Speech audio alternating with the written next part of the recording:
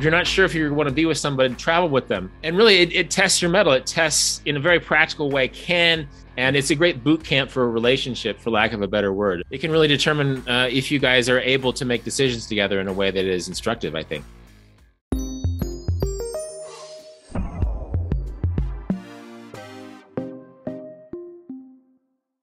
Let me start the first question with you, which is, where did this all begin? When did you start traveling?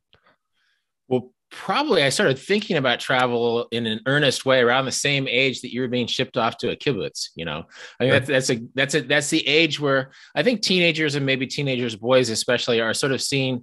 They start to think bigger, but in a way that scares people a little bit, and so that's why maybe they thought maybe a kibbutz would shape you up, and it did. But I was dreaming about travel, and I'm from a part of the United States where it's not a super common thing to travel early in your life or even in the middle of your life.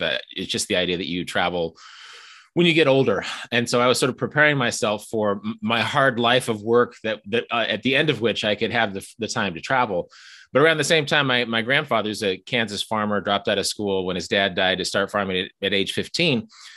He was about to get his retirement age, but his wife, my grandmother, had Alzheimer's disease, and he really couldn't take advantage of that. And so I really started to think more seriously about giving myself permission. And I don't know if I use that word a lot in my first book, Vagabonding, but it's what a lot of people respond to. It's like, yes, I'm going to give myself permission to travel and hence expand my life. And I think in the same way that the kibbutz expanded your world when you were a teenager, my early travels, it's hard to compare to those, just those intuitive lessons I got about how possible this kind of thing is and how it can touch every aspect of your life, including your home life. That was super important for me. Right, right. What have been some memorable cultures, places that you've been like? What are the top three that sort of stick out? I mean, you've been around everywhere. Well, I think sometimes you can't even be objective about this. Your early places you travel become first loves in a sense. We only have one first kiss in life, right? We only have one first cross-cultural travel experience. Mine was to Korea. I was in my mid-20s. I was sort of depressed. I didn't know what I was going to do. I had some friends teaching English as a foreign language in Korea. So I went to Korea and did that too. And to be honest, it wasn't always easy, Koreans work hard and they expect people working in their culture to do the same thing, but it was the right place at the right time for me. And I immersed myself in probably a non-touristic sense. I wasn't walking through the streets looking at landmarks. I was in classrooms with students who ostensibly I was teaching. They were also teaching me a lot. And often we would go out and eat together. And I just learned how culture is a gut level thing. And to this day, Korean food is my comfort food. When I'm in a bad mood, I'll have my wife fix me some Korean food. So even though it wasn't always a recreational experience in Korea, the fact that it was such an important turning point to learn how bone deep culture is and what it's like to live in a culture where you're not the cultural majority, where you're a guest in another culture. And so it's hard to compare with Korea, even though there's some countries that I go to more, just because I learned those great important lessons, and I always have a fondness in my heart for Korea. Amazing. Do you have any upcoming plans, travel? Well, literally, I'm leaving tomorrow. My wife is an actress, and she's in a play in DC. So I'm getting on a plane tomorrow to leave my Arkansas home, and she'll be on stage for a couple months. And so I'll see her there. Then we'll probably take a rest this winter because we were all over the place, Europe, Norway, Faroe Islands this summer. Take a little rest in the winter and then head back to some exciting places, Italy, Kenya, places like that next year. Cool. Post-pandemic, it's sort of fun to sort of be excited by the possibilities of travel as things become less restricted. Right. I noticed. So I moved to Costa Rica last year, by the way, moved the family down there, and a little bit of like, I've also been a global traveler throughout my life. And the pandemic up in Canada got pretty rough with lockdowns and restrictions. And we went down for a working vacation, and just back to sort of what you were talking about, experiencing the culture and people. And for the first time in a long time, I felt this warmth, not just the weather and the sun, but from community and people. And it reminded me of a lot of places in the world, and I went, this is somewhere I want to hang out with. This is where I want my family, my kids sort of growing up here for a little bit and experiencing it. And there's certain things that you start to appreciate, like the sunset, right?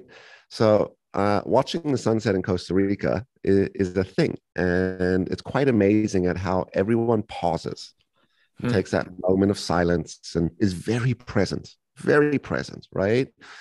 And, you know, I used to be a photographer. And I think ever since the iPhones come out, I've become more and more sort of disenfranchised with photos, right? And I almost appreciate that today, because being able to sit there and not look at that sunset through the phone, not try to snap pictures of it, but just really be present, is important. Have you found that in your travels, which is the importance of just taking things in from a place versus trying to sort of snap the picture and create the moment? Absolutely. And I actually have a sunset story, because when I was first vagabonding, I was 23 years old, living in a van, living very hand to mouth, having the time of my life. I went down to Key West, Florida. And in Key West, Florida, down by Mallory Square, it is every day, people come out and they applaud the sunset. Well, I had never realized that people clap for the sunset anywhere. And I was so moved by this that I decided I was going to start clapping for sunsets. Well, it was mostly internalized, you know, but I think you can see an exotic sunset, or a sunset in an exotic part of the world. You can go to Key West or the Himalayas or Patagonia, but then you realize that you have the same thing back home. I think it's something that for me has sort of tied these places together. I think if we can take a pause and just be grateful at the end of the day for that day, what a great exercise to have. So I'm indebted to the people of Key West for inventing that ritual. It's not every day that I internally clap at the sunset, but I think you're right. You must be on the Pacific side of Costa Rica, because that's where the spectacular sunsets are. What a great thing. And I think this is something the listeners can use. It's not a high-tech solution, but just like the sun sets every day. Some days it's going to be prettier than others, but if you can just take a moment, and even if you don't clap out loud, if you can internalize the gratitude for the days you've had, that's a great ritual to have. So I love that example. Yeah. And you start to notice your environment way more, you know. In fact, I was listening to your interview with Tim Ferriss, and you were talking about, I don't know where you were, but you were talking about the surfers and the bird watchers. Yeah. Right. Which is like, you know, they were arguing about something like in the tree, and you couldn't even see it until you started, right, really sort of stepping back and allowing yourself to be present. And then all of a sudden you start to see things. It's incredible, right? Yeah, no, that was in Sumatra, which has a lot of parallels with Costa Rica. It's a big surfing destination. It's a big birding destination. Right. Yeah, and I think so much about travel, and this is something that can be taken home to your life at home, is attention. We're surrounded. You mentioned smartphones, and I love my smartphone, but it's part of our distraction economy that basically continuous partial attention is our life these days. That if we're bored for 13 or more seconds, we suddenly want to distract ourselves by texting someone or checking social media or something. When in fact, attention is one of the gifts of life. And I think travel is something that it compels us to look closer. And, you know, when I ran into those birders and surfers in Sumatra a few years ago, I'd been traveling for 20 years. It wasn't like I was a novice traveler, but here I was, a veteran traveler, realizing that I did not see the jungles of Sumatra as closely as the birders, because they had a passion. They were trying to see what was in the trees. And really after that time in Sumatra, every time I was bored, I would just think, okay, let me look at the trees. You know, I don't want to look at my phone. I want to look at the trees. And the surfers, similarly, the surfers were great because they were fearless when it came to things like learning the phrases of the local language to get around, for trying food, because they were in a search for waves, and the waves are very good on Sumatra. There's some classic world surfing destinations on Sumatra. But these people, their awareness was different. They may not have seen the same birds in the trees as the birders did, but they were so attuned to their environment simply because they saw it as maybe a means to find some waves. And so their Bahasa Indonesian was way greater than mine. They were so daring with their food. They would sleep anywhere. And so I remind myself of both of those guys, the birders and the surfers, when I feel like I'm not pushing myself or not paying enough attention as a traveler, because both of those passions are a great pretext to pay attention. That's amazing. So let me ask you, how many languages do you speak? Well, there's a joke that says, what do you call a person who speaks 3 languages? Oh, trilingual. What do you call a person who speaks 2 languages? Bilingual. What do you call a person who speaks just 1 language? Well, an American, right? Someone from the United States. And so fluently, I just speak English. I can read Hangul in Korean. I can read their alphabet. I can, especially when I drink soju, my Korean is okay. Right. My Spanish is okay. My Spanish is very basic. I have basic phrases of a lot of languages because my travels have been spread so thin. But that is one thing that I bring up to my readers who might be intimidated through all number of factors to do the kind of travels they want. Right. When in fact, speaking English very slowly and simply is a good way to get into a place, as well as learning a few polite phrases. People are very forgiving for your less than perfect version of their local language. Mm-hmm. And so as a person who's pretty mediocre with learning other languages, I really encourage people not to let that slip them up, because there's ways that you can manage a partial understanding. And in a way, a lack of language fluency makes you a kid again. You choose that A word, the attention. You're paying attention more because you don't have the language to ease the interactions. So you're really observant about the new place. Places become a mystery when you don't exactly know what's going on. And that can be fun too. Correct. At least in today's world, we've got like things like Google Translates and stuff. I mean, I don't speak Spanish, but I do a lot of hand gestures and a lot of sort of, charades type of thing.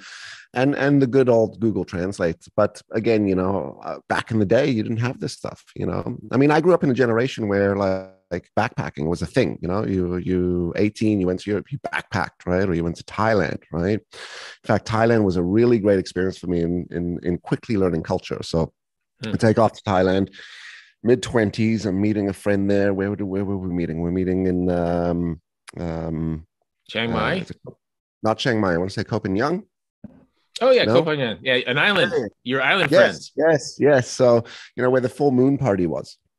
That's why we went. That's why many people go. Correct. It's a long travel, right? So maybe it's sort of a day and a half into travel. My bags are lost. I brought my bongo down. I'm a djembe and a bongo player. So I roll up and you go to the little place where you get the boats to go over to the island. And, I dropped the cash, which maybe sort of came across like I threw the cash on the table. And the guy looked at me and he says, I could see you've just arrived. And he says, let me give you some advice. The last thing you do is throw money at anyone in Thailand, because it's one of the most disrespectful things you can do. You hand someone money, right? Mm-hmm. I picked it up and I was like, wow, coming back to having attention and sort of like being really aware of your environment. That was a really great lesson. But, that lesson has stayed with me forever, which is the lesson of, be very conscious on how your actions might impact or insult or impact someone in a negative way, right? And, you could really only get that from travel. Do you think people still travel the way they used to, and they, and in quotations, but do we see this need for people to run around the world, experience as much as maybe we did before the internet, before social, before this sort of, new world that we're living in? I hope so. And I suspect so. I think what happens in the social media age, algorithms drive our attention. And so we're only seeing a certain fraction of travel. The Instagram algorithm likes a certain sort of image. And so, I mean, I don't want to be the older guy on the backpacking circuit shaking his fists and saying things were better back in my day, right? But at the same time, I think that sometimes when we see so much of our travels through our phones, or we're performing so much of our travels through our social media, then you're sort of cheating yourself. You've flown all the way around the world to do the same kinds of insipid things you do back home. And you're sort of trading a more exotic backdrop for the same rituals that you had before. I suspect everybody's having more nuanced and more quietly satisfying travels than they've showcased on Instagram. But I think it's worth talking about. When you show up in another part of the world, it used to be that you sort of had your guidebook to prepare yourself for your travels. In addition to showing you where to sleep and eat and go, your guidebook said, these are the cultural norms. Don't wear shorts in this part of Southeast Asia because that's too informal. Don't swagger into a mosque in this part of the Middle East because you should take your shoes off. There's certain things you should know. Well, I think one danger in the sort of the bullet list, top 10 list, things to see through your phone, that you lose some of that context, and that you can show up in another culture really not knowing what the rules are. Right. And then learning the hard way. I'm all about learning from travel, but I think sometimes you're just a more polite traveler if you realize that sort of thing. You don't throw money on the table in certain parts of the world. You should cover your heads in this part of the world or take your hat off in this part of the world. And that's a kind of homework that's good to do, in addition to looking where the most awesome beaches are and where the best places to eat are.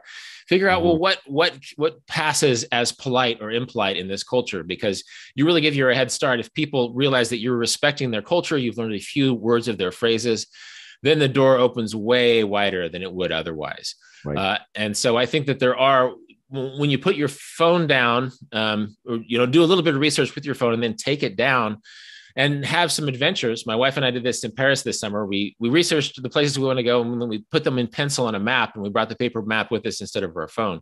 Then you allow yourself that more spontaneous window into a new place. Right. You mentioned like the traveler's guide, which is like, here's the rules, here's the cultural norms, don't wear shorts, cover your head. I remember that. Are there resources out there like that still today, where if someone did want to find out more about what, is cultural expectations, what's appropriate behavior, language, way of carrying yourself, where do they find that kind of information? Well, absolutely. They can find it in a guidebook. Even if it's a guidebook from 1979, odds are the Hindu taboos in this part of India haven't changed since 1979. Right. Technology has changed. India is a lot richer. It's a lot more global, but the actual cultural taboos don't change very much. So guidebooks from any era, or I think what's happening is that people aren't, they don't mean to be rude. It's just they're so excited that the travel adventure, the algorithm likes to show us the cool beaches and the great restaurants and the jungle hikes and the kayaking places in this part of the world. The algorithm is less likely to say, oh, well, while you're kayaking and you get back, you should use both hands to hand the money over, because in this part of Asia, if you use your left hand, even if you're left-handed, that's unclean, right? Right. So I think this requires travelers to do their homework. The algorithm is not showing us this stuff, but really, if you're going to take an airplane flight 16 hours across the ocean to go to this part of Asia, use some time to figure out what are the cultural norms. How should I dress? How should I act in a religious area versus a cultural area? What's it like in a restaurant? What are the norms here? Seriously, 30 minutes of Google could make your travel experience 500% more rewarding, simply because you show up with those very simple, culture is a different thing. It's a bone deep thing. And so even though someone in another culture might know that you're not trying to be offensive, well, you're there in your shorts, and it's not normal in that part of the world. I remember when I was in Korea once. Korea is a much more formal place. I offered my landlady some tea in what felt like polite Korean, but Korean is a very hierarchical language. And so I sort of addressed her as a child or a contemporary, as opposed to an older, more respected person. And she knew I was messing up, but I could see her face fall. It's like, oh, I just said something offensive. And so I think that 30 minutes, 3 hours of homework can get you a great head start for many places in the world. I love what you're talking about, where like you do all your research, you put it on a map, and you take that piece of paper with you. What an adventure. As you were sharing that, reminded me of my wife and I. Our honeymoon was in Costa Rica. It's the first time I was ever there. And we drove from, I think we flew into San Jose and we flew out of Liberia, but we drove all of Costa Rica, but with a map. Like there was no sort of, GPS back then. Well, there was, but it wasn't as available. And it was amazing at how reading this paper map and then pulling over and speaking to people and being directed and getting help and guidance. And, I think in a lot of cases, that's true traveling, right? Versus you run down and you go to the beach and you take the picture and, you veg out for 7 days and you fly home. I think it's one of the most important things. And in fact, this should be built into kids' education, right? Kids should travel. I think I was very fortunate. My parents were big travelers. So we experienced a lot of places in the world, and they were very supportive. As the story showed earlier, my mother shipped me off to Israel. And then, when I dropped out of high school, I went to work at Club Med and, ran around there for a while. And, again, it was a very forwarding experience, right? What are the dangers of traveling? I mean, when we used to travel, it was like that was a big thing, right? Which is you don't go to these parts and, be aware. I mean, any dangers of traveling now, or watch outs for? What would you advise someone today? Well, I think the basic dangers of traveling are the same dangers that you have back home. And I think even statistically, travelers are most likely to become severely injured or lose their lives for dumb stuff. It's swimming in waters that you're not familiar with. It's riding a motorcycle that you rented 2 hours ago and not wearing a helmet, right? It's even going to the tropics and not. Are these personal stories? Are these personal experiences? Riding the motorcycle, swimming in a place where you shouldn't have swam? I think I've done for both, yes. And I think what happens is that well, actually, people think of crime or terrorism or whatever. Travelers are no more likely to suffer crimes than they are at home, right? I think in certain tourist districts, you might be pickpocketed. Like certain pickpockets go, like near a place that has a lot of tourists, odds are the local pickpockets will go there as opposed to a more obscure neighborhood. So there is petty crime, there is violent crime, but usually that's avoidable. Like you don't wander drunk down a random street at 2 a.m. overseas anymore than you do back home, right?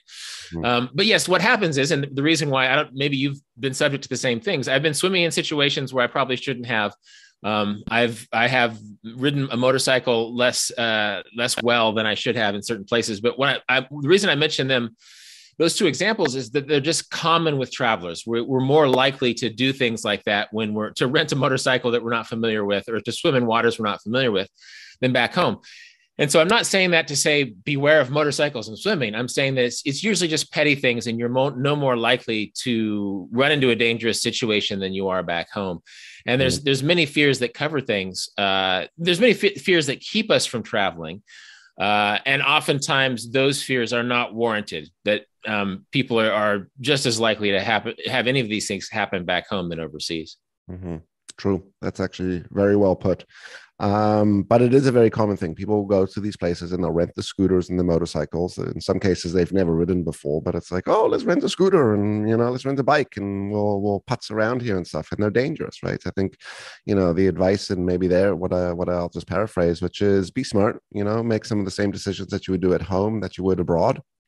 Mm-hmm. Just because you're abroad doesn't mean that all of a sudden you're now a fantastic motorcycle rider, because it's normal there, right? So talk to me. I heard you talking a lot about hostels before. Tell us about hostels, the experience. Why is it worth staying at hostels? Well, I think lodging in general is a fun window into the place where you are. There's corporate hotel chains, which there's nothing inherently wrong with them, but you can basically stay in the same beige room that you would stay in Florida, except you're on the other side of the world. Whereas hostels, guest houses, home exchanges, hospitality arrangements are a much more interesting window into a culture where you're not really insulated from the culture, and you're not insulated by comforts. Mm-hmm. You're sort of staying in the same sort of guest house that people in India would stay in. Or you mentioned hostels. Hostels are a great, hostels have been around for just 100 years. I didn't know this before I researched the new book, but or hostels in the 19th century were like for workers. So if you're building a ship, or if you're an itinerant salesman, you would stay in a hostel, which is just sort of a bunk room where you don't have to spend much money. Then in the early 20th century, this German guy invented youth hostels for school trips. And now they're not even youth hostels. Anybody of any age can stay in a hostel. And a great thing about them is, sure, you might be thrown into a bunk room with 10 or 20 other travelers, but you're also in this common area with a bunch of people who are traveling, and you end up traveling with them, and you're all uniquely open to the place. People aren't necessarily there on business. They're not, again, insulating themselves from the city by comfort, but you're all there sharing food, sharing bunkhouses, sharing hostel activities. And when I was younger, they called them youth hostels. They're called youth hostels less often now, but I've been there with my parents when they were in their 60s. Now I'm in my 50s, and I'm not afraid to go to hostels either. I found that there's an ethic among travelers that even young travelers are just really open to the place they are, and they're less judgmental. Right. Like you're more likely to hang out with a 70-year-old and a 20-year-old and a couple of 35-year-olds in a hostel than in other places. It's just like, in the book, I call it communitas, that you have an activity in common. You're doing the same thing. You're traveling this exciting new place. So even though you might not hang out with a 35-year-old, a 70-year-old, and a 20-year-old at home, suddenly you are, and it's not a problem because you're in this cool new environment and you're both trying to discover and make sense of this new place. So I'm a big fan of hostels. Yeah, I've stayed in many hostels, and it's exactly that. It's this communal thing, and people are very accepting, and you make great friends really quickly because you kind of relate to where each other are at, and you start traveling together, right? I'm assuming you've made some really good friends doing this throughout your life? Yeah, I think oftentimes in life, the friends that we stay in touch with for a long time, they're sort of either our childhood friends that we grew up with, or they're our university friends that we know from these very open-hearted times of our life. And travel is a new category. You have friends that are very dear to you, and you've met them in an open-hearted way, not because you were in college or in elementary school, but because regardless of your age, you're in the other part of the world with them. And so, yeah, I have some very dear friends. I've been in friends' weddings. I've traveled around the world to meet them in other places. I've dated some people internationally before I was married that I met with my travels. And so it's this interesting social experiment wherein suddenly you have people who are very special to you. Maybe you only spent like 5 days with them in Egypt, but they were a really cool 5 days, and you're both in this special time in your life. And suddenly those people are important to you too. And so I'm a big fan of that. I'm tickled to have met people I still consider close friends, even though I met them in my 40s or 30s and not in elementary school or university. Yeah. I want to come back to a couple of things, hanging out with the 70-year-old, the 60-year-old, the 16-year-old, the 25-year-old. Very true, right? All of a sudden it doesn't become a limiter. And as you mentioned, Egypt reminded me of a story. I was in Dahab many years ago when I was shipped off to Israel, right? It was we went to Dahab afterwards. And for the audience, Dahab is in Egypt, and it's dirt. I don't know what it's like now, but this was back then. It was dirt. And in good scuba diving, though, right? Amazing scuba diving. Yeah. It's in fact some of the best scuba diving in the world. Yeah. And it's quite incredible. I mean, I still have vivid memories and vivid smells and stuff, and like you hear certain sounds and it'll bring you back. And I think that's what's also super cool about traveling, and I'm sure you'll appreciate this, which is you'll hear a song, or you'll hear a sound, or you'll catch a scent, or you'll see something, and you'll be drawn back to this moment in your life, right? And all those lessons and experiences sort of come flooding back. And for you've written a few books out of this, so you've got it all written down as well, which is amazing. But we were sitting in this little kibbutz, not kibbutz, in this hostel. I'll never forget the toilets. This was the first time. Went to the bathroom, and it was a hole in the ground with cockroaches coming out of it, right?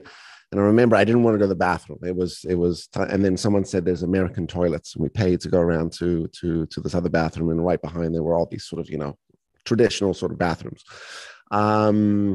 And we met these people, and the next thing we know, there was this trip that we went off, and they take you out in the truck, and they drive you in the middle of the mountains, and you sleep under the stars, and they, pull scorpions off you. And it's just, what an experience, man. And it's again, stuff that people need to do in life, because if not, you grow up too sheltered. The worst thing that you grow up in is you grow up in a bubble, right? And your entire world, that bubble, right?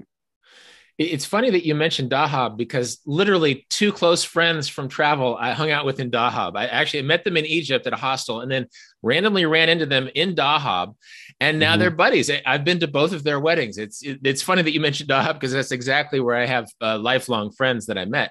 I think oftentimes when you're young in North America, you're not sure what you want to do with your life, so you go to university, which is fine. But in the United States, at least, university is so expensive. I wonder sometimes if travel, that sort of gap year site travel, shouldn't be more of an institution in the United States, because for less money than it would cost to go to university for a year in the United States, you can travel around the world, have a ton of fun, learn bits of other languages, learn sports and martial arts, learn cooking, and sort of learn your passions. It sounds like the kibbutz experience is important to you. My experience, living in a van when I was 23, moving to Korea when I was 26, those were huge for me. And they're less than going to university. I don't want to knock universities. My sister's a college professor, and she's good at it, and it's a noble calling. But I think sometimes, and this might apply especially to dudes, we're men are a little bit developmentally slower than women, especially when we're in that teenage time. But it's just like, well, take a year off, go learn a bunch of stuff and have a blast and get a sunburn, and then come back and focus yourself. Because I've just found this again and again and again, people of all ages sort of blooming in their travels. And people sort of with this attitude, why didn't people tell me that this was possible, that I could learn in this way, that I could get, and I could be learning yoga on this beach, or I could be learning how to cook in this back alley of Bangkok. And it's just, in a way, it makes education so much more exciting and so much more heart driven, because you're in this new milieu and there's nobody there to judge you or grade you. You just can throw yourself into these situations and let them change your life or let them not change your life, because I think making mistakes is an important part of travel too, or sure, testing something out and realizing that it's not for you is a good part of travel too. So yeah, no, travel as a form of education, I can't argue for enough. And it sounds like you as a 16-year-old kibbutznik could testify to that as well. Correct. It's as mentioned earlier, it's been a foundation for my learning, and my business is people, right? Don't get me wrong. I've done a lot of studying after school. I've done a lot of learning, not in the traditional way. And, back to what we were talking about before, backpacking, that was very common when I don't want to in quotations sound like this, but when I grew up, right? Before you went to college or university, you took a lap year and you went backpacking through Europe and somewhere. In Israel, the kids get out of the army, right? And the first thing they do is they take off to Thailand or they take off to India. And you spend 3 or 4 or 5 or 6 months there, just sort of, traveling and, running around there barefoot in the dirt roads and stuff. And it's a magical experience. I was listening to you when you talk about sort of friends that we grow up with, right? You meet kids in school and university. And a friend said this to me when I moved to Costa Rica. He said, Greg, the greatest thing that you've done is you've given yourself an opportunity to build some very deep, genuine relationships. And I said, well, what do you mean? He says, well, as you know, like we sometimes friends become like bubblegum in your shoe. You're just friends with them, not because there's a true, genuine connection and stuff. You might have grown apart, but you've been friends for so long. You've been friends since school. You invite them to all the parties. You see each other once a year. It's kind of like a mandatory friend. And for the first time, you get to reset, you get to really define some of these relationships. And I went into Costa Rica with that, which is I want to be conscious of, the community and the people and the relationships I'm building right now, right? And it's been very forwarding and it's been an amazing experience, right? I want to ask you a question about food. Right, you've traveled and obviously traveled to weird, exotic, distant, sort of off the beaten road sort of places. What are some of the most weird, interesting things from a food standpoint have you experienced? A lot, actually, just because I guess food is a culturally constructed experience. I talk about this in the new book, in the Vagabond's Way. I talk about making some friends in Cuba, and then I met them in Nova Scotia months later. It was their first time out of Cuba. They were cream of the crop, really smart people, but just didn't have as much of a chance to travel because they were Cuban. They were from a poorer country. We hung out in Nova Scotia. It's like, I'm going to show them some American food. So I gave them a bag of Doritos, and they just thought those were the most disgusting things ever. Like they weren't used like these little triangular corn chips that are made by the millions and dusted in like yellow pseudo cheese. They just couldn't understand why I was from the richest country in the world and I chose to eat Doritos. Right. I remain a fan of Doritos, but it gave me a perspective on Doritos. It's like, oh my God, some of the stuff that we eat is weird. Right. But I remember the first time I went to Korea, I ate bundegi. You go to the amusement park, there's this thing called bundegi. It's basically boiled silkworm larvae. And so you get a little cone of like maggot looking boiled worms. And I get the sense at the time, this was the 1990s, maybe just normal hard candy was becoming more popular, but old people especially love bundegi because it reminded of them being a kid and going to the fair, right? Yeah. In Peru, you can get guinea pig, right? I think, and in the markets of Thailand, you probably experienced this when you were there. You can get all sorts of bugs, grasshoppers, basically anything, spiders, scorpions, capture and boil and might count as protein. And people might listen to this and think, oh no, that's just some sort of Indiana Jones part of the market in Thailand. It's like, no, the markets, especially in Northeast Thailand, which is a poorer, more agricultural part of the country, they have all sorts of grasshoppers and crickets and boiled frogs and stuff. And it's like, yeah, that's part of the fun. That's part of the adventure. And that's a good comfort zone to pick, to push, because if local people are eating it, odds are it's healthy and odds are it's pretty normal there. It's not like, you're more likely to get sick from a poorly made piece of pizza in the Thai market because pizza is not Thai, as opposed to those boiled grasshoppers, which can actually be kind of sort of delicious and healthier than the poorly fixed Western food. So food is a great lens through which to see a culture, in part because we all require it every day.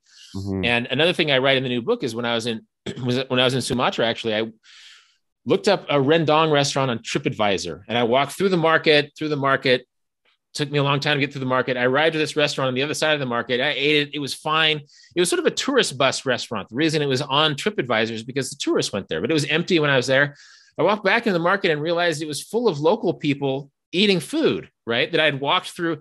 Instead of just following my nose or my eyes or looking where local people were eating, I followed an app, and I got a mediocre meal compared to where the Bukit Indonesians were eating dinner that very night. So I'm a big fan of just sort of following your gut or looking around and seeing what other people are eating. And even if the food looks weird, they're eating it, it's food. So give it a try, Awesome. That's what they say. You want to go to a full restaurant, not an empty restaurant. And that app might have taken you to the wrong restaurant, right? Yeah, it really did. Very cool. Any places that you haven't been to that like you're excited to go to, that sort of has been on your hit list? Well, there's a lot. And I think when I was younger, I saw the world as this bewitching menu of options. But the more I traveled, the more I realized that ticking off every country on my list as fast as possible was less rewarding than going slow and lingering in places and returning to places I love. So the reason I went to Sumatra 3 years ago is that it was on my list of countries 20 years ago when I was backpacking through Southeast Asia. But I love Thailand and Laos and Myanmar so much that I didn't go to Indonesia at all, right? So 20 years later, I finally got to Indonesia. Actually, I want to go back to Indonesia because I went to one island. I went to Sumatra. Well, there's a ton of great islands in Indonesia, so I want to go back there. But I also, I've never been to Melanesia or Papua New Guinea, for example. I'd love to go to Antarctica. There are parts of South America that I have not been, like Bolivia. There are parts of Central Asia that I have been, other places that I want to go, Eastern Europe. It's funny, I've been traveling a ton for 20 years, and yet a lot of the world is a blank space to me. And I've realized that I'll probably die with a ton of places on my wish list. And that's life, because the world is way richer than you would expect it. And I would rather die with a few places on my wish list than rush through every place on my wish list. And so I've been back to Paris like 15 times. I've been back to Thailand 5 times. I'll God willing, I'll go back to Indonesia 5 or 10 times as I go to new places and discover new places. That's the great thing, is that the world is so big and rich that you'll never get all the places you've dreamed of. And that's a good thing. This year I went to Norway for the first time because my wife has cousins there. It was always too expensive for me when I was a backpacker, but now I went with her family and that was a blast. I went to the Faroe Islands. So it's fun. I look forward to being like 80 and still having a ton of places on my list that I want to get to. Hey, so sorry to interrupt, and thank you for listening. I hope you're enjoying the show. If you like today's episode and you want to learn more about some of our programs like the Better Leader program that can change your life, go ahead and click the link below. It's amazing. I love what you said there, which was slow it down, in the sense that I think what happens when people travel is they're racing on an agenda, right? We're 2 days here, we're 2 days here, we're 2 days here, we're 2 days here. I had friends that just went to Europe for the summer, right? And it's like that. Okay, we need to move here, move here, move here, move here. It's just one destination, and you don't actually experience it. So slowing it down and not racing through the travel schedule because you need to see everything and you need to hit that restaurant and you had something booked and blah blah blah blah blah blah. Right? It's almost like get back to traveling and sort of try to manage the tourism side of things, right? Yeah, I think sometimes we have so many things on our list because we want to, air quotes, see more. Correct. Sometimes we see more by sitting still. I've been teaching classes in Paris for a long time. One year we had a student who was disabled. She just couldn't get around as well physically as the other students. So she basically hung out on the one block where our school was. But man, she experienced Paris in a deeper way than most of her classmates because she knew every merchant on the street and they knew her. And by the end of the month, we were sort of jealous because like everybody knew her. Like she had concentrated her Paris experience on one block. And suddenly she was getting love from that block that the rest of us who were racing all over the city weren't getting. And I think of her often when I am tempted to rush too much through a place, when I'm afraid, oh, but there's this place on the other side of the city that I want to go to and it closes at this hour, just to think back to her and think, actually, what have I missed on this one square block, in this village plaza, in this dirt road that leads to the edge of town? What can I experience there? Who can I ask a dumb question and sort of get a window into their day? And so really, experiencing more in a place doesn't mean rushing to more places. Sometimes it means sitting still in one place and trying your hardest to pay attention to what you have overlooked before. That's cool. Love that. Love that. You know, that's people watching. I'm a huge fan of people watching, right? And talking to people. So let's go there for a sec. You know, part of this is your opportunity to build rapport, relationships, connections, and it requires a lot of talking. You know, I'm a massive talker. I'm the dude that you get to off the plane, and I'm talking to people on the plane, and then in the car, and then at the door, and at the hotel, and in the streets, and blah blah blah. I'll never forget us traveling with an ex-partner. I'm like, let's go to the bar. It was for work, right? He was like, bro, I need to get away from you. I'm like, why? He's like, you don't fucking stop. You talk to everyone. How are you? What's your name? What do you do? Blah, blah, blah, blah. And it kind of, you know, I was a little sort of taken back from that. And, you know, thinking about it today, I think it's such an important piece, right? To connect and to talk to people. So what would you say to someone if they're a little more introverted and feeling a little weird and socially awkward? And how do they start that conversation? Well, I am myself an introvert. I don't have that as a natural talent in my toolkit. And so what I might say to people, especially introverts, is travel alone and let yourself get bored. Because sometimes if an introvert and an extrovert travel as partners, then the introvert just sort of follows the extrovert where the extrovert goes. And that's fine. But one thing is that introverts traveling alone are suddenly forced to be more extroverted. They're suddenly forced to push the envelope of loneliness a little bit and ask questions. And actually, introverts make pretty good travelers because they're very observant and they're good listeners and they pay attention. And so I think sometimes just the advice goes back to slowing down, look around, see what's happening, maybe get off the obvious tourist areas, because in tourist areas, local people are so used to tourists, they don't really have time for you. But even a few blocks or a few miles away from the central tourist districts, you can go into a place. And if you take curiosity in what a local person is doing, well, you're doing something that most people don't. I think at home, we're sort of getting into our routines and we're not curious about each other. And so if some guy from the other side of the world comes up and says, what are you cooking? What goes into that? Do you mind if I take some notes and take some pictures? Because that smells delicious and I want to make it for my family. And suddenly that person in the non-tourist district is going to be flattered. And it's like, well, sure. Yeah. And they're going to go home and say, some Canadian just came and took notes for 3 hours. Why? Well, I cooked the food I cooked every day and it was great. And so I think really playing games with your day and realizing that you have permission to just be curious, that you don't have to be an expert in a place, but you can just be a person who sees a place as a mystery to be solved. And if you see this game that looks like it could be volleyball, but that ball is made of wicker and they're kicking it with their feet, as you often see in Southeast Asia, we'll go in and watch the game for a while. And odds are, if you're the sweaty foreigner sitting on the sidelines for a while, somebody's going to invite you in and have you take a try at it yourself. And so, again, that's something that you get from being patient and being observant. That's why I love traveling in Asia, where I'm clearly not from Asia, is that it's like, oh, here's an outsider. Let's include him in our day for a while. And so I completely agree as a non-extrovert that people are such a huge key and gift of travel. And that if you're not finding ways to engage with local people in just sort of friendly, simple ways, then look for ways to do that, because it's a huge, fun and rewarding part of the travel process. For sure. And that's when you end up with your lifelong friends, right, from around the world. I got a couple more questions. The last question is the better human question, but the one question I want to ask you was about homestays. So staying with families. What's your thought on that? How do people go about it? What are the benefits? Homestays are something that predates both of us. Back when we used to use the frame backpacker, before the internet, when you had magazines like Transitions Abroad that gave you resources, homestays were just a place that was less expensive and more immersive to stay. It's not an Airbnb. It's not a hotel. It's not a hostel. It's basically a family. You pay a family to live in their home and be a part of their family for a while. And it's really fun because they're practicing their English. You're practicing your Spanish or Arabic or whatever. And mom is cooking you food and their home is your home for a while. And it's a really fun experience to have. And it's a shame that it's not more well known, because it's a great way to go. And I think it's as simple as using Google as a resource, Googling homestays in this area. Sometimes they're called bed and breakfast, but often they're just homestays, where basically you're living as an Indonesian or a Bolivian or a Ugandan family is. And again, it's a slower way to travel, but it's often a great way to save money and really sort of get into the daily lives of people who live in a destination where you are. So I'm a big fan of homestays. Awesome. You recently got married. Mm-hmm.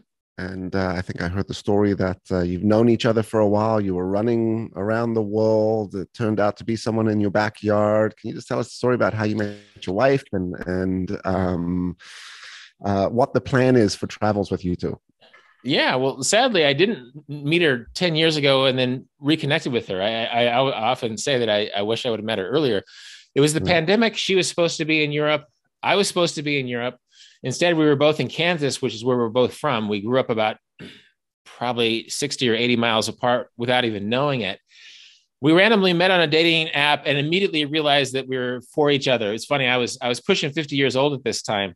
And it took me, it was the fastest. Well, it's the only time I've been married, but it went from hello to let's get married in the matter of a few months. And it's been really fun. It's been a part of the adventure. I always thought maybe I would meet my Kansas girl on the other side of the world. Well, I met a Kansas girl who was on the other side of the world and had to come back to Kansas. And it has deepened my travel. I was a stalwart, independent, solo dirtbag traveler for years and years. And now I'm traveling with my wife. We went to Norway and the Faroes and Paris for the first time this summer. And it made me realize that your travels can deepen in so many unexpected ways as you get older. And for me, I'm sort of a food is fuel guy. My wife is very much a foodie. She loves food as a window into places. I was talking earlier about eating grasshoppers in Thailand. Well, I'm sort of a weird food guy. She's a delicious food woman. And so in Paris, in Norway, in the Faroe Islands, we found these delightful food experiences that I would not have experienced on my own. She's also a big hiker. So everywhere we go, we walk. Even at home here in Kansas, we're walking all the time. Good. And it's made me realize the joy of having a partner to travel with. After all these years, it's fun. It's made me realize how much of an adventure I have left. I'm in my early 50s now, but I get to travel with the woman I love, and amazing. It's exciting. That's amazing. Well, they say when you travel with someone, you'll either come back closer and stronger, or you will come back separate. You'll come back no longer friends or no longer married. So as long as you're traveling and together and it's all going well, then it's a testament to the relationship in you guys. So awesome. Wish you guys the best on that. Thanks. Yeah. They say that travel can be a way to test. If you're not sure if you want to be with somebody, travel with them. And then you suddenly have to make a bunch of decisions. You're in close quarters. You can't really get away from them. And really, it tests your mettle. It tests in a very practical way. Because there's so much problem solving in travel. There's great experiences, but there's also challenging experiences. And it's a great boot camp for a relationship, for lack of a better word. Yeah, it's fun to travel together once you are a couple, but if you're traveling with a romantic partner, it can really determine if you guys are able to make decisions together in a way that is instructive, I think. Yeah, and back to sort of traveling being like one of the greatest educations. I mean, what a way to learn your relationship and learn what relationship is going to stand the test of time. I think in some cases, people stay in relationships for the wrong reasons. They'll get out of relationships for the wrong reasons. But again, as you said, traveling together, being in close quarters, making decisions, having to sort of figure things out, being in a strange place and really sort of having to rely on each other is going to test. I've seen it happen a lot. I've come close to losing some friends going traveling with them, right? I remember a story very vividly. Actually, it was with my friend in Thailand, and we got into an argument and he got very aggressive, and I just remember saying to myself, just don't react, Greg, because whatever comes out next is going to actually destroy the friendship. And this is how friendships are destroyed. And there was just this moment of clarity where I was like, all right, he's emotionally hijacked. I'm emotionally hijacked. Anything that's going to happen right now is going to be supportive. So let's just back off. But it took me that inner dialogue of going, just back off, Greg, just don't react to this. But without that, I don't think we would ever be friends again. Hmm. So at the end of the show, we come to the better human question because, we want to help people be better humans tomorrow. And by the way, this has been an awesome conversation. I really, really appreciate your time, your insights on traveling, your experience and all that stuff. But before we get to that question, let's just plug your book. Where can people find copies? Where can people learn more about you? What additional resources that you have on your website? How can they book or get in touch with you? Yeah, well, rolfpotts.com, which is a website I've had for 25 years. It predates social media, but it connects to my social media. That's a great place to start. You can find all my books, all my stories, my podcast, Deviate. And yeah, it's sort of a 101 on the sort of work I do. My new book is called The Vagabond's Way, and I have the subtitle right here, 366 Meditations on Wanderlust, Discovery, and the Art of Travel. It's sort of a page-a-day meditation book about different aspects of the journey. And it's really designed to get you inspired and make you think more deeply about a book. And it's sort of the spiritual successor to my first book, which over the years has been done very well for me, has sold into hundreds of thousands, called Vagabonding, an Uncommon Guide to the Art of Long-Term World Travel. Yeah. And so there's sort of some nice bookends for people who are dreaming of travel, who may be afraid of travel, but want to travel and want to travel in a deeper way and bring that attitude home and make their home lives richer. You can find it online, but you can also find it in your local bookstore. I always like it when people ask after my books at the neighborhood bookstore and get it there. Yeah, it's just out The Vagabond's Way, and it should be pretty easy to find in person or online. And I'm excited to have it in the world. Awesome. And we're going to get all your handles and info and links in the show notes. So for the audience, go ahead and click some of those links and check out rolfpotts.com and The Vagabond's Way, which I just, by the way, looked up because I was like, I didn't really know what vagabonds means, but it means person that wanders from place to place. Correct? Mm-hmm. Yeah. Often with no fixed home. And so, of course, now we have nomads and digital nomads. I've had a fixed home for a while, but that hasn't stopped me from traveling. So as I say in the book, it's as much a state of mind as it is a physical act, because you can bring that vagabond mindset home, and suddenly you're interacting with home in a deeper way as a traveler. And so I think a vagabond, to bend the definition a little bit, a vagabond can have a home, but is just interacting with that home in a more aware way. Yeah. You just brought something up, and I know we're at the end of the show, but if we could touch upon this quickly. After the pandemic, what happened to work was it showed us that we could all do something remotely, right? What are your thoughts around this remote world that we're living in now? And, should people be taking advantage of that and trying these new sort of experiences by going to these different destinations, maybe setting down for a little bit and doing some work? What are your thoughts? Yeah, well, what the pandemic did is it showed that we can actually get work done without going to an office, that a lot of meetings don't require our physical presence in a room. And it normalized things like Zoom, where you can attend to work tasks without being in the work office with all of your colleagues. And so what it did is it underscored what's been going on for a long time, which is the digital nomad movement, where people take their careers, they take portable aspects of their careers on the road with them. And then instead of working at a crowded office in Ohio, then they're in Costa Rica, or they're in Tbilisi, Georgia. They're in Japan or Thailand or Indonesia. They're in a part of the world that is interesting, oftentimes less cheap or less expensive. And they're doing tasks. I guess one great part of 21st century life is because technologies don't require us to be in one place for all of our work, we can take our lives on the road in a way that we're actually spending less money per year by living in Colombia, South America, or living in, Thailand, Southeast Asia, in a way that is rewarding and it deepens our life, that our daily routines are in different locations instead of one location. And it's fun. I'm excited to see where it goes, because when I wrote my first book, Vagabonding, that was before we had the technologies. So the ethos of vagabonding has been taken into the digital nomad movement when combined with this technology that suddenly makes it easier than ever to be traveling and working at the same time. So I'm a big fan of that. Awesome. Can I get a signed copy of your book, by the way? Sure. Yeah. Amazing. I have book plates, or I can I can send you a book plate or send you a signed copy if you'd like. I would love a signed copy. I was going to pick up your book anyway. It's in the Amazon cart right now, but I'd love a signed copy of that. I'll still pick up the book because I want to support you, and you know, I'll share the book out there. But if I could get a personal one from you, that'd be amazing. We'll exchange info afterwards on the address. At the end of the show, we come to one very important question, which is, what do we all need to do to be better humans tomorrow? What are your thoughts?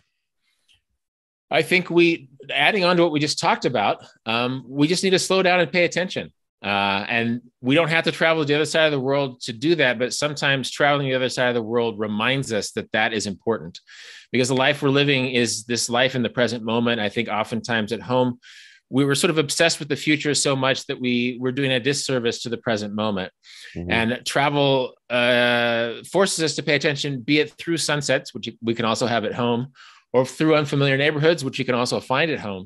Mm-hmm. And I think that is the better human task. It's very simple. And I think paying attention makes us better neighbors at home as much as it does better, more ethical travelers overseas. So yeah, slowing down and paying attention. That's what I have to offer today. That's amazing. That's amazing. All right, Rolf, thank you so much. Love talking to you again. Your story and your experience and your guidance and your lessons on the importance of traveling and vagabonding, I think is so important. And, you know, to the audience, get out there, you know, go experience the world, experience life. And, you know, you're doing yourself a great regret if you don't. To the audience, if you like today's episode, don't forget to like, don't forget to subscribe, don't forget to share. Definitely go check out rolfpotts.com, check out his books. In fact, buy his books, not just the latest one, but all of them. Your website's got some amazing resources as well. Thanks for tuning in today. We'll catch you next time. Hey, thanks for listening today. And if you enjoyed today's episode, you're going to love the next one.